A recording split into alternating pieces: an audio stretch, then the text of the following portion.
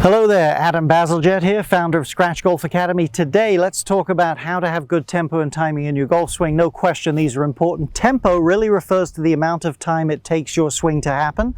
And we're going to break that down into some well-established facts between timing, I should say tempo between backswing and downswing. And timing, that really talks about the different moving parts of your body, the club, etc., and how to get those to work together. And as I'll show you, we'll give you some drills. As I'll show you, I think there's a pretty strong correlation between when you have good timing, it's easier to have good tempo.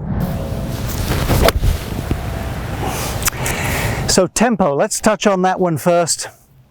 First thing I'd want to tell you, it's been pretty well established in the golf world that it takes 3 times longer to complete the backswing than it does to return to the ball, a 3-to-1 ratio. Tour Tempo, I believe, many years ago was the first to sort of establish this as a fact. But let me show you a little tool that I think could really help you, because although almost every great player does that, there's a few exceptions, not everyone does it at the overall same tempo. So if you haven't done so before, I'd encourage you to download the free Scratch Golf Academy app. Here's the homepage, lots of good content for you there. Down in the corner here, you'll see these crossed clubs. That's the tools section, and we have putting tempo trainer, full swing tempo trainer, green reading trainer, etc. Let's touch the full swing tempo trainer. And there you'll see a video by me. We'll turn that off. That explains some of the stuff. And you'll see 4 different settings. They're all 3-to-1, but this is quite a bit quicker than this, so it depends on your natural rhythm. And you'll hear 3 beats. 1 is for takeaway, 1 signifies should be the top of the backswing, and the 3rd beat would be impact.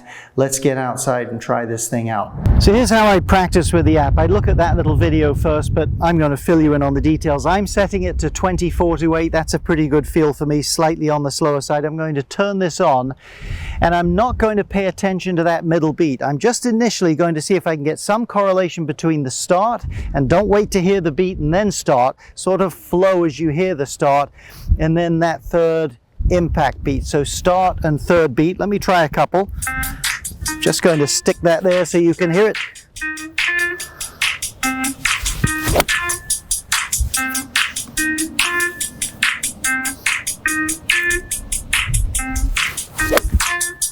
Those are fairly well on the right tempo. Now what I would do next, once I've done that a little bit, that's when I would start to pay a little bit more attention to that 2nd beat, once you've established the beginning, and start to feel the rhythm as it works there. So let's try one more here.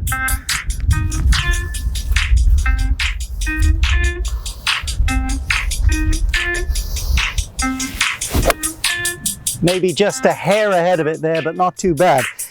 Okay, let's keep moving. So now let's turn our attention more to timing in the golf swing. The great Ben Hogan there on the left, Roger Federer, famous tennis player, on the right. So let's have a look. A couple of things in timing. And these are just general ideas, and I'm going to relate as the end of this video goes how your timing in your golf swing affects greatly your rhythm. I think it does anyway. Let's have a look at Ben Hogan. So the golf club's making a great big journey to the top of the backswing, but you'll see his body turn, if you focus more on his upper body, completes right about as the club completes. So he's got some arm swings, some wrist cock, and the whole thing blends beautifully to get to the top together. Here's the thing you really want to see. He starts with his body. It's not a huge amount of body movement, but it allows the wrist to load, in his case, a great deal. So there's a lot of stored energy. And then he's able to hit the brakes a bit and let the club snap past his hands. And this is a hugely efficient pattern that you see great players do, where they build up exponential club head speed versus what they're doing. Again, we'll flesh this out momentarily. Roger Federer, I don't know anything about tennis as such, but I see this principle. He moves, the racket actually bends and gets closer to him. Now there's all this stored energy, and then finally snap through the shot there.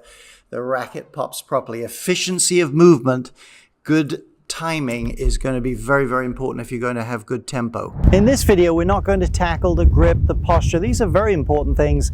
Some of the mechanics of the backswing. We'll touch on a couple of things, how that relates to your swing in a minute. But for now, we'll have to assume some things. Let's work a little bit on this ability to create some stored power, do it efficiently, which I think, as I'll show you, is going to help you in all phases of your game. And in just a moment, I'm going to show you 2 checkpoints. You need to film yourself sometimes. When you look at yourself from this this view on your phone 2 checkpoints that will tell you whether you're doing this properly. So first thing, I'm going to take my trail hand only and grip it literally with the fingers. My palm is not even on the club. Make a couple of little practice swings.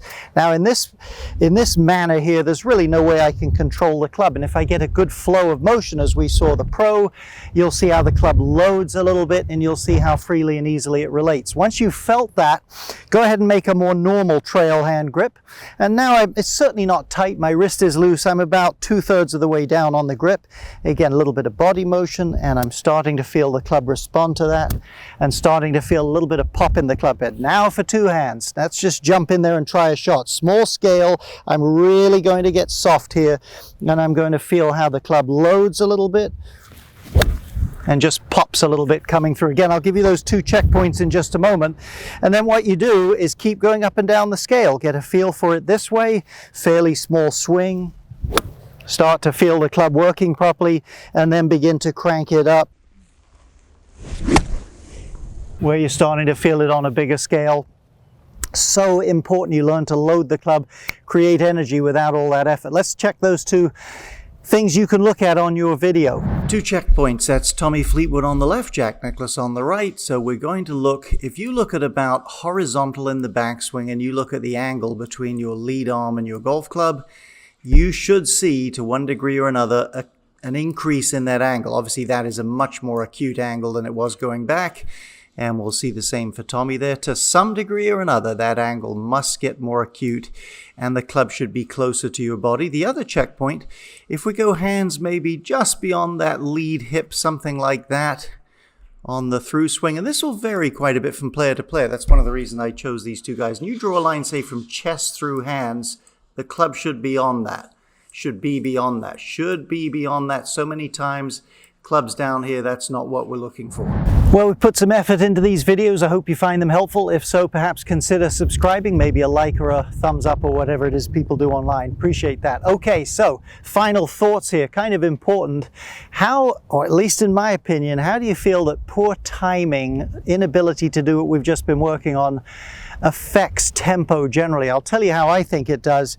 Golfers have an innate ability to do, or an innate desire, let's say, through trial and error, to do a couple of things. One, keep the ball somewhat in front of them. They have all kinds of compensations for other errors in their golf swing. And the other thing that relates to us is they try to maximize their distance. We all do to some extent. Even if you put someone on a launch monitor, I do it all the time in golf lessons, you say, let's say they swing at 90 miles an hour, and you say, take one at 3/4 speed. It's about 88 miles an hour. It's not 3/4 speed. So what happens is this: if someone has a poor grip and they can't cock their wrists, or they don't really get set or pivot very strongly, etc., etc., maybe the club's just out of position a little bit. In other words, they're not in a position to really store energy very well. What happens is they resort to brute force, the only thing they've got left. They don't have all this nice whip and snap of the club. They start firing their body at it, trying to create speed, and it almost always ruins the flow of the swing, and it ruins the tempo as well. You could also make a secondary point. If the golfer is off balance or considerably out of position, the subconscious instinct to correct for that often creates a bit of a hiccup in any kind of flow in the swing. So if you can get some reasonable, powerful storing and releasing of the club without expending excessive effort, and if you can use that tempo trainer at the free Scratch Golf Academy app, you're going to be in pretty good shape. Let's try one here, see if we can put it together. I'm picturing the beats in my mind. Now that felt fairly fluid, hopefully on my correct tempo. Hope this helps you.